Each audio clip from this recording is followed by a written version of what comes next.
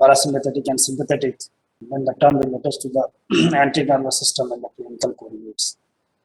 Yesterday I have just given a brief introduction why we are going to study the peripheral nervous system, and now see the basically the clinical picture that we are clinical things where we are going to encounter the nerves, that is the brachial plexus nerve injury, or then the plumb cage injuries, and now the spinal nerves. I have told you that, or you might be knowing it, that there are 31 pairs of the spinal nerves, and out of 31 pairs, C1 to C8, basically the 8 pairs are of the cervical spinal nerve, and T1 to L2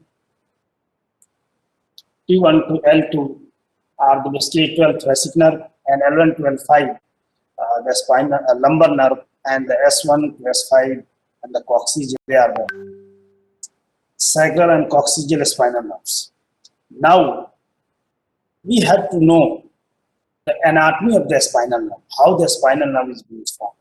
But before meanwhile the students are going to join, I have told you yesterday, if you recall, that the spinal nerves are somewhere, they are only in the thoracic region, they are going directly and supplying, they are not forming any interwoven network. That network of the nerve, or any network here, usually plexus, P-L-E-X-U-S, plexus, like as we have seen the brachial plexus injury. Now see the spelling of the plexus, P-L-E-X-U-S, plexus. Okay, so they are forming the plexus. Now see here in the cervical region or the head and neck region, the nerves are just forming the plexus here. Okay, and then you can see in the arm or the shoulder region here, in the arm, they are forming also the plexus. Okay, network, nothing, plexus is nothing but the network of the nerves. And then in the thoracic region, you can see that these are going singly, not forming the plexus. And here they are known as the intercostal nerves. Basically, costa stands for rib, and between the rib, the nerve is between the rib. Okay, so this nerve is here, the intercostal nerve, intercostal nerve, because its presence between the two ribs. So they are called as the intercostal nerve. Now you can see in the lumbar region also that they are forming the plexus, and then going to supply, that is known as the lumbar plexus. And in the sacral region also, they are forming the plexus, that is known as the sacral plexus. Okay, so they are supplying by either directly in case of thoracic region, and or by basically forming the plexus, and that are known as the somatic plexus, because there are autonomic plexus also. The autonomic nervous system like sympathetic nerves and parasympathetic nerves are also forming plexus. Just so that plexus are known as the sympathetic autonomic plexus, and this plexus is known as basically the somatic plexus. Okay, then now coming to the next. Now am I audible to you? Is there any problem?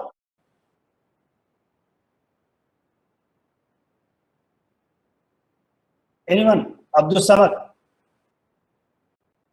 Okay, yes, go on. Okay, how many students have joined? Only 9 students. Okay, just it is 9 they will join, because we are also having short of time, and we have to cover the whole peripheral nervous system. Now I am going to talk about the spinal nerve, one spinal nerve, or the typical spinal nerve. Now know the component, how the spinal nerve is formed, because whenever we are going to be talked about the upper limb or the brachial plexus, they are just going to talk about all the plexuses are formed by the ventral rami. Then what is the ventral ramus? What are the different component of the spinal nerve which are basically making the nerve? Now you are aware of the transverse section of the spinal cord. You are knowing that we are knowing from the central nervous system also that the gray matter and white matter. Outside is the white matter, and the inside is the central, the gray matter. This pink color you can see is the gray matter, and this is the ventral horn. Gray matter the anterior part is known as the anterior horn or the ventral horn. The posterior one is known as the posterior horn or the dorsal horn. And the part in between, you can see the projection in between, the triangular projection, that is known as intermediolateral horn. I can see make you here you can see that this green structure in the green structure, that is the anterior part, the red nuclei is the red part is the ventral horn, and this blue part is the dorsal one, and this green part is the intermediolateral horn. And these, you are knowing that the gray matter are nothing but the cell bodies, and white matter is nothing but the axon, collection of the axons. Okay, now coming to the spinal nerve. Now see here, first see this one and then see the next. Now see, there is two attachments here. This whole is the spinal nerve, yellow color, and this is attached to the spinal cord by two attachments. Seemingly it is two. The one which is on the dorsal aspect is known as the dorsal root, and one which is on the ventral aspect is known as the ventral root. Now you can see here in another picture below that these roots are formed by many rootlets. Now you can see the red, anterior rootlets, and the blue color, posterior rootlets. So these many rootlets, and you can see on the original spinal cord when you are going to have the dissection of the spinal cord, or you are going to be on the specimen of the spinal cord, you are going to see these rootlets. Okay, so this anterior root is made up of many rootlets. Okay, similar is the case of posterior root, and posterior root is also made up of many rootlets. So ventral rootlets are joining to form one root. Like these fingers are rootlets, and then suppose that is my forearm is the root. Okay, so these rootlets are joining to form one root, ventral root, and posterior rootlets are joining to form the posterior root or the dorsal root. So now you can see here rootlets in the picture above. The rootlets have not been shown here, but you can see the roots, dorsal root and the ventral root. So the spinal nerve is attached to the spinal cord by many rootlets, anteriorly and ventral rootlets, and dorsally the dorsal rootlets. These rootlets converge to form two roots. Now you can see here the dorsal root and the ventral root, and these roots again join to form one nerve. You can see here these roots are combined to form one nerve, and this nerve is known as the spinal nerve. You can see the here name is indicated as spinal nerve, and you can see the arrow is pointing after the junction of the two roots, and that is the spinal nerve. Here one point you can notice, or you can just see here, that in the dorsal root there is the bulbous swelling, or there is dilatation at the joining. You can this. Now you can see the ventral root. Ventral root is singular, there is no swelling. There is no swelling in it. And dorsal root, after that you are having a swelling in it, and then it is going to fuse. The two roots are fused, and then they are forming the spinal nerve. And this swelling in the dorsal root is known as, because you are knowing that any swelling or any collection of the cell body outside the central nervous system is known as ganglia. So this ganglia, because it is present in the dorsal root, the name is dorsal root ganglia. So ganglia is indicating that yes, it is the collection of cell body, but not in the central nervous system. It is in the peripheral nervous system, and then where it is located in the dorsal root of the spinal nerve. So if someone is saying that the dorsal root is made up of the only dorsal spinal nerve is made up of only dorsal root, it's wrong. Or it is not made up of only dorsal or ventral root. The two together, when joined, they are forming the spinal nerve. Okay, so here till now a spinal nerve is formed, and now remember this whole part of the spinal segment. A spinal cord is extending from the cervical region to the basically L2 or L3. Then the cauda equina, the tapering end, and the which branches are going downward. And then this part, this one part, the portion of the spinal cord, here you can see, from which one pair of a spinal nerve are coming out on right side and left side. That portion, that part of the spinal segment, a spinal cord, is known as a spinal segment.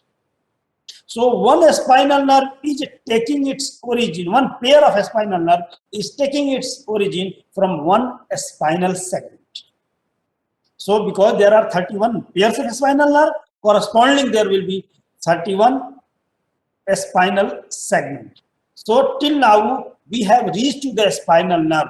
From the spinal segment, that is the part of the spinal cord, we are having the ventral rootlets, then we are having the dorsal rootlets, and then we are having the ventral root and the dorsal root, two together joining to form the spinal nerve.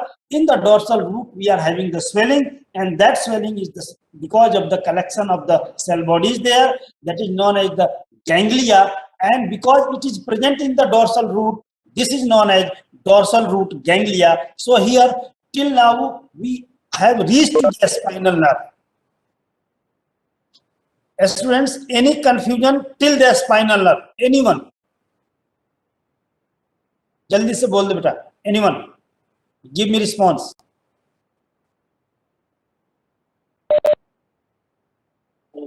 Okay. Now I am going to tell you the part of a spinal nerve or branches of the spinal nerve ahead. Till here, now you can see that only few part is proper spinal nerve, and after that it is going to give the branches. After that, from the spinal nerve, there are two main branches. You can see two branches. From the one spinal nerve, there are two main branches. One is on the ventral aspect, another is on the dorsal aspect. And these branches are known as ramus. Ramus. Here, they are known as the root, ventral root and dorsal root. The roots are forming the spinal nerve. And here the spinal nerve is dividing into branches. Two main branches, and basically the two branches. And these two branches are known as ramus. One is ramus singular and two are rami. So because the ventral one is known as ventral ramus, and the dorsal one is known as dorsal ramus. Now you can see here dorsal ramus is written here. It's a dorsal ramus. Okay, and now this is the ventral ramus. This is the ventral ramus. So ventral ramus and dorsal ramus. Spinal nerves divide into two branches. Posteriorly, dorsal ramus. Anteriorly, ventral ramus. Dorsal ramus go on backside and supply the corresponding part of the structure, muscles and the skin. And basically, the ventral ramus come to the ventral aspect, and then it is having different branches. Now you can see that the dorsal ramus divide into one and two parts. They are just cutaneous, and they are the branches.